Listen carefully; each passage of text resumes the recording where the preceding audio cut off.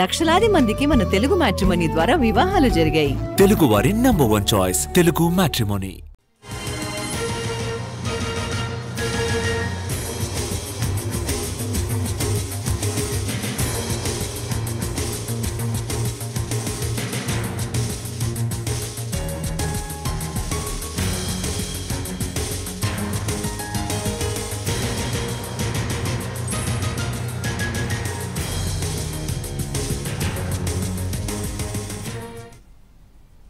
ఇవాళ కాళేశ్వరం కమిషన్ ముందు మాజీ మంత్రి హరీష్ రావు హాజరు కానున్నారు.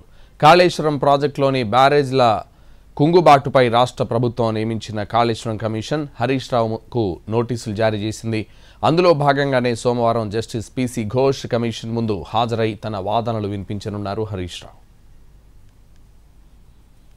కాళేశ్వరం ప్రాజెక్టు నిర్మాణంలో నాణ్యతా లోపాలు, అవినీతి ఆరోపణలపై జస్టిస్ పిసి ఘోష్ నేతృత్వంలోని కాళేశ్వరం కమిషన్ కొద్ది రోజుల నుంచి రాజకీయ ప్రతినిధులను విచారిస్తోంది. కాళేశ్వరం ప్రాజెక్టులో భాగంగా మేడిగడ్డ, అన్నారం, సుందిళ్ల బ్యారేజీల నిర్మాణంలో లోపాలు, డిజైన్, నాణ్యతా ప్రమాణాలు, ఆర్థిక అంశాలు వంటి వాటిపై కమిషన్ ఇప్పటికే నీటిపారుదల శాఖ ఇంజనీర్లను, రిటైర్డ్ ఇంజనీర్లను, నిర్మాణ సంస్థల ప్రతినిధుల నుంచి అఫిడవిట్లను స్వీకరించింది. వాటి ఆధారంగా justice PC Ghosh commission cross examination చేసింది. విచారణలో భాగంగా controller and auditor general, national dam safety authority నివేదికలను కూడా కమిషన్ పరిగణనలోకి తీసుకుంది. కాళేశ్వరం ప్రాజెక్టు నిర్మాణ సమయంలో ఆర్థిక మంత్రిగా వ్యవహరించిన ఈటల రాజేందర్ను కమిషన్ విచారించింది.